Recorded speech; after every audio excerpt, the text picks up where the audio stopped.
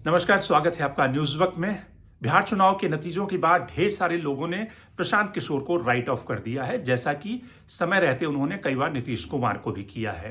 प्रशांत किशोर ने ये एडमिट भी किया अपनी पहली प्रेस कॉन्फ्रेंस में कि जनता का विश्वास हासिल करने में वो नाकाम रहे हैं, उनके नैरेटिव पे जनता ने वोट नहीं किया और एक तरह से वो फेल साबित हुए हैं और उनके जो दावे थे, उनके जो वादे थे, वो भी जनता ने उसको मैंडेट नहीं दिया है।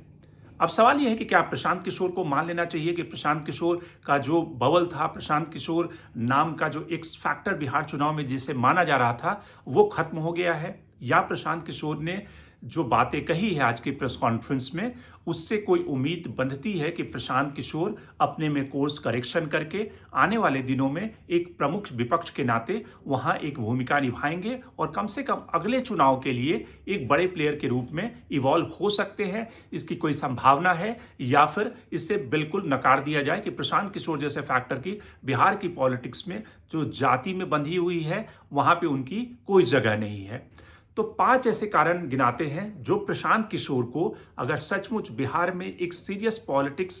की तरफ आगे बढ़ना है, उन्हें सीरियस पॉलिटिक्स करना है, एक बड़े प्लेयर के तौर पे इवॉल्व होना है, तो 5 ऐसे फैक्टर जो उन्हें करने चाहिए आने वाले दिनों में। प्रशांत किशोर के लिए 5 ऐसे सबक, या प्रशांत किशोर के लिए 5 ऐसी सीख क्या हो सकती है। सबसे पहला फैक्टर जो प्रशांत किशोर को करना चाहिए, आपने देखा होगा प्रशांत किशोर अब जब उन्होंने अपने पॉलिटिकल पार्टी की शुरुआत करने से पहले जब यात्रा की शुरुआत की थी, तो उन्होंने गांधी के आश्रम से शुरू की थी और इस बार भी उन्होंने कहा है कि वो प्रायश्चित के तौर पर एक दिन का उपवास गांधी के आश्रम पे करेंगे। गांधी उनके लिए काफ़ी प्रिय हैं, तो शायद गांधी के चैप्टर से ही उन्हें ये सलाह मैं दे रहा हूँ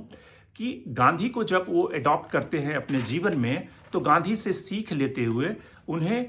इस बात को तरजीह देनी चाहिए कि अब तक जो 2.5-3 सालों तक वो जनता को सलाह दे रहे थे, और शायद प्रशांत किशोर ने इसका उल्लेख अपने प्रेस कॉन्फ्रेंस में भी किया कि अब वो जन आंदोलन के मॉडल पे आगे बढ़ेंगे। तो प्रशांत किशोर के लिए पहला सबक है कि वो स्ट्रीट पॉलिटिक्स करें, जन आंदोलन का सहारा लें, क्योंकि भारत में बहुत सारी पार्टियां जन आंदोलन से निकली है। प्रशांत किशोर के लिए 2.5-3 साल का जो समय था, उसमें वो जन आंदोलन नहीं खड़ा कर पाए, बल्कि वो एक अवेयरनेस कैंपेन की तरह बिहार में आगे बढ़ते रहे। आगे का जो रास्ता उनके लिए है कि वो जन आंदोलन करें, चाहे कोई भी मुद्दा हो, हर एक मुद्दे पर जहां पे सरकार की नाकामी दिखे, गली में, मोहल्ले में, डिस्ट्रिक्ट में, शहरों में, वो अलग अलग अपने पूरे पार्टी के स्ट्रक्चर को इस तरह से विकसित करें कि वो जनता के मुद्दे पर जन आंदोलन खड़ा करे, चाहे वो भ्रष्टाचार के खिलाफ हो, चाहे किसी पब्लिक जो स्कीम है उसमें अगर कोई घोटाला हो रहा है, उसकी बेनिफिशरी जनता तक नहीं पहुंच रही है, उसको लेकर वो एक जन आंदोलन की शक्ल में आगे बढ़े, क्योंकि जन आंदोलन से बहुत सारी पार्टियों का जन्म हुआ है और प्रशांत किशोर ने कोई जन आंदोलन नहीं किया बिहार में, तो आगे का रास्ता उनके लिए है गांधी से सीख लेते हुए। गांधी ने किस तरह से गुलामी के खिलाफ एक पूरे देश में जन आंदोलन की शुरुआत की, उस तरह से प्रशांत किशोर अपने को बिहार की पॉलिटिक्स में और बिहार में एक नया अल्टरनेटिव बनने के लिए, जो सरकार की कमियां हैं, जहां पे सरकार की चूक हो रही है, जहां पे लोअर लेवल पे भ्रष्टाचार है, एक फॉर्म डाउनलोड करने में, एक फॉर्म लेने में भ्रष्टाचार है, वहां पे 500,000 रुपये मांग लिए जाते हैं, उन सारे मुद्दों पर प्रशांत किशोर को जन आंदोलन की शुरुआत करनी चाहिए।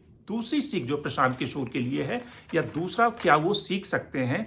वो है वैकल्पिक प्रयोग। यानी कि आपने देखा कि भारत की पॉलिटिक्स में आज की तारीख में तेजस्वी यादव की सबसे बड़ी असफलता बिहार में क्या है कि उन्होंने कोई वैकल्पिक मॉडल नहीं दिया है, अल्टरनेटिव मॉडल नहीं दिया है। उसका एक कारण तो यह है कि उन्हें शासन करने का बहुत कम मौका मिला, और जो मौका मिला उसमें उन्होंने रोजगार क्रिएशन में मदद की, लेकिन कोई ऐसा मॉडल, ऐसा कोई ब्लूप्रिंट नहीं दे सके जिससे कि जनता को लगे कि अगर ये व्यक्ति सत्ता में आ जाएगा तो ये किस तरह का काम करेगा। क्योंकि बिहार में जनता ने नीतीश कुमार के मॉडल को देखा है और जनता नीतीश कुमार के मॉडल से अलग हटना नहीं चाहती, क्योंकि उन्हें कोई वैकल्पिक मॉडल नहीं मिल रहा है। तो प्रशांत किशोर के लिए जो सबसे पहले जो काम करना चाहिए प्रशांत किशोर को, कि वो एक वैकल्पिक मॉडल क्रिएट करें। और वो मॉडल कैसे क्रिएट होगा? प्रशांत किशोर ने जितने भी कैंडिडेट खड़ा किए हैं, यानी कि 243 अगर विधानसभा में उन्होंने कैंडिडेट खड़ा किए, जो हारे हुए कैंडिडेट हैं उन सबको प्रशांत किशोर या फिर नई लीडरशिप को इवॉल्व करते हुए अलग अलग विधानसभा पे अभी से प्रशांत किशोर के पास 5 साल का समय है। प्रशांत किशोर ये कहें उन सारे कैंडिडेट को कि आप अपने अपनी कंस्टिट्यूंसी में एक कॉल सेंटर स्टैब्लिश कीजिए, जहां पर आप एक शैडो एमएलए की तरह काम करें। यानी कि जो जीता हुआ विधायक है, जो काम नहीं करवा पा रहा, उसकी जो गलतियां हैं और जनता की जो समस्या है उसको एड्रेस करने के लिए प्रशांत किशोर का कैंडिडेट जो चुनाव हार गया है या फिर नया यूथ लीडरशिप जो उस इलाके से चुनाव लड़ना चाहता है, वो अभी से एक तरह से शैडो एमएलए की तरह एक अपना ऑफिस एस्टैब्लिश करे, एक कॉल सेंटर एस्टैब्लिश करे और वहां पर वो लोगों की कंप्लेन को, लोगों की समस्याओं को, लोगों के ग्रीवांसेस को इकट्ठा करके लोकल एडमिनिस्ट्रेशन से लड़े, वहां पर उनके प्रॉब्लम को एड्रेस कराने की कोशिश करे।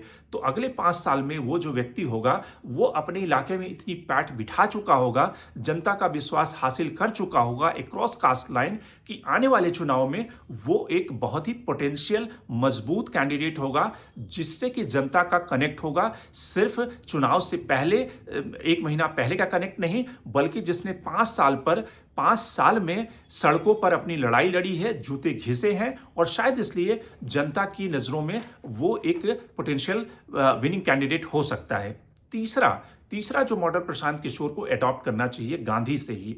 गांधी ने पूरे देश में क्या किया? जब गुलामी की जंजीरें जकड़े हुई थी, अंग्रेजों की तोपें और मिसाइल लड़ रही थी, तो गांधी ने जो देश की जनशक्ति है उसको जगा करके एक वैकल्पिक मॉडल शुरू किया। और गांधी ने सबसे पहले शुरुआत इस बात से की, उन्होंने जिस तरह से आश्रम बनाए, जिस तरह से उन्होंने चरखा काट कर लोगों को उससे जोड़ा, ताकि लोगों के पास एक मॉडल हो, न केवल सेल्फ एम्प्लॉयमेंट का, बल्कि वो एक जनशक्ति के रूप में कैसे जुड़े। अलग अलग न्यूज़पेपर निकाल कर अलग अलग पब्लिकेशन निकाले गए। तो उस तरह से प्रशांत किशोर को चाहिए कि वो सिर्फ शुरुआती तौर पे सिर्फ 5 गांव को चुने, 10 गांव को चुने। जैसा कि कोई प्रशांत किशोर के पास रिसोर्सेस की कमी नहीं है, प्रशांत किशोर रिसोर्स मोबिलाइज कर सकते हैं। इन 10 गांवों को एक वो आदर्श ग्राम बनाएं। इन आदर्श गांव में क्या होगा? न केवल वहां पे बिजली, सड़क,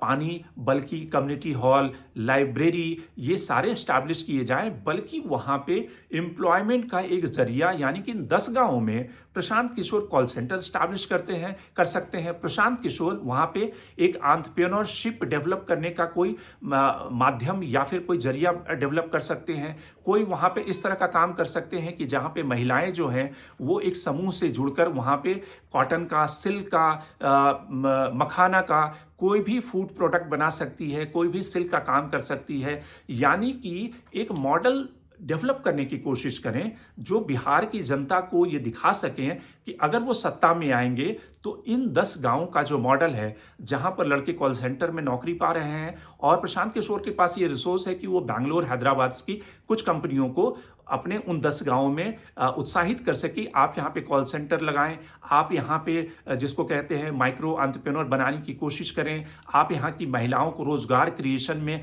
किस तरह से इन्वॉल्व करके वहाँ से कोई प्रोडक्ट बन सके। इन 10 गांवों का जो मॉडल है वो प्रशांत किशोर पूरे बिहार में रेप्लिकेट करने का जो ड्रीम है वो जनता को दिखा सकते हैं। क्योंकि ये काम तेजस्वी यादव ने नहीं किया, ये काम दूसरी पॉलिटिकल पार्टियों ने नहीं किया जिन्होंने राजनीति में नई एंट्री ली, लेकिन प्रशांत किशोर ये करके एक मॉडल, एक विजन बिहार की जनता को दिखा सकते हैं। और बिहार की जनता को लगेगा कि प्रशांत किशोर अगर 10 गांवों में रोजगार दे सकते हैं, प्रशांत किशोर अगर 10 गांवों में कॉल सेंटर स्टैब्लिश कर सकते हैं, प्रशांत किशोर अगर 10 गांवों में एक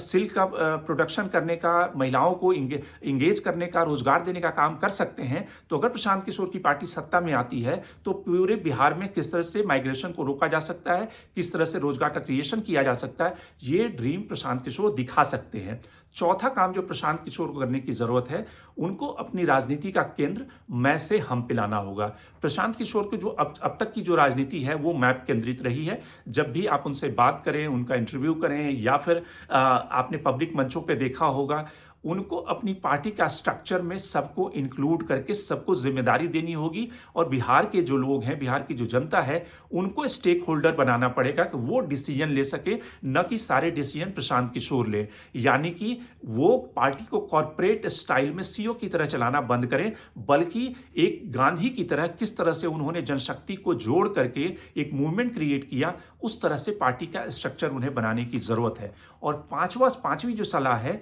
कि वो एक बिहार को ब्लूप्रिंट देने के अलावा,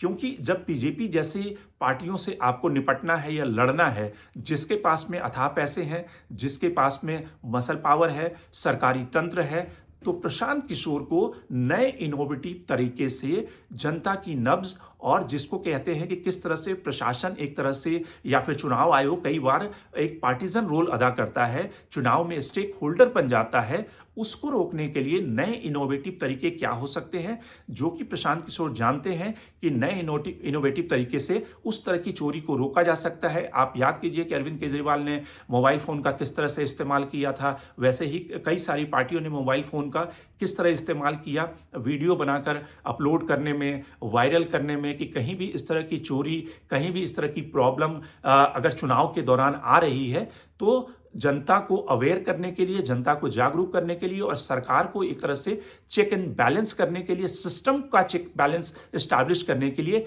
नए इनोवेटिव तरीके प्रशांत किशोर को आजमाने होंगे। तो ये 5 जो सलाहें हैं, अगर प्रशांत किशोर इन 5 सलाहों पे अमल करते हैं तो शायद अगले चुनाव तक प्रशांत किशोर एक बड़ी पॉलिटिकल पावर या फिर एक बड़ी शक्ति बन सकते हैं, जो बिहार की राजनीति में आमूलचूल परिवर्तन कर सकता है। तो आप न्यूज़ वक्त में इतना ही, लेकिन आप हमें सब्सक्राइब करना ना भूलें, अपने कमेंट रिएक्शन लगातार हमें भेजते रहें और हमें शेयर भी करें। बहुत बहुत धन्यवाद।